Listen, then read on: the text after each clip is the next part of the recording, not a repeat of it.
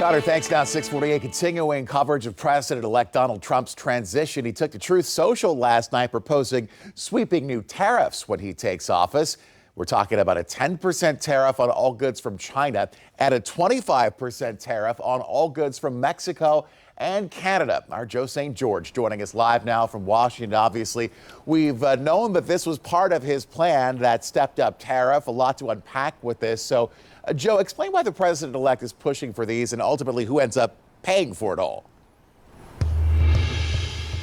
Well, if you ask leaders from Walmart, other economists, they say these tariffs, and let's just put it in layman's terms, right? A tariff is basically a tax on things that get imported from another country. So what business leaders, what economists, Walmart has said is that ultimately this does get passed on in some form to those who are buying it. A former economist to President Joe Biden estimated that these tariffs like these would cost the American taxpayer, American consumer, around $1,000 a year. Now to the why.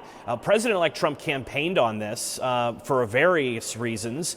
Some believe that increasing tariffs on goods made out of country may encourage goods to be made right here in the United States. But with his social media post, the president-elect is speaking specifically about drug overdoses and fentanyl. He believes that China is a major culprit for the number of drug overdoses in this country, and that the border policies of Canada and Mexico allow those illegal drugs to pour into streets all across the country. You know, I've sat with families who've lost loved ones to fentanyl overdoses. This is the type of bold action that they have been calling for years, if it's allowed to take place. And I stress the word if, because there will likely be legal challenges here. And President-elect Trump in the past has spoken about big tariffs and not necessarily following through. That was a hallmark of the first Trump administration here. But this is a big deal, right? 10% on goods from China. A lot of toys, electronics, clothes come from China. And Canada, big machinery partner, cars, energy.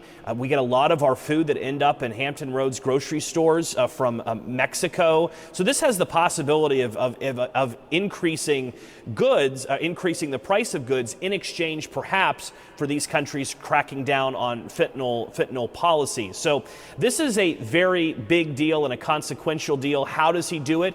Most legal scholars say that he would have to declare a national emergency on day one, something he says he wants to do. That would open up some new powers to him, but likely, again, lawsuits would be possible here. We'll stay on top of this, Blaine.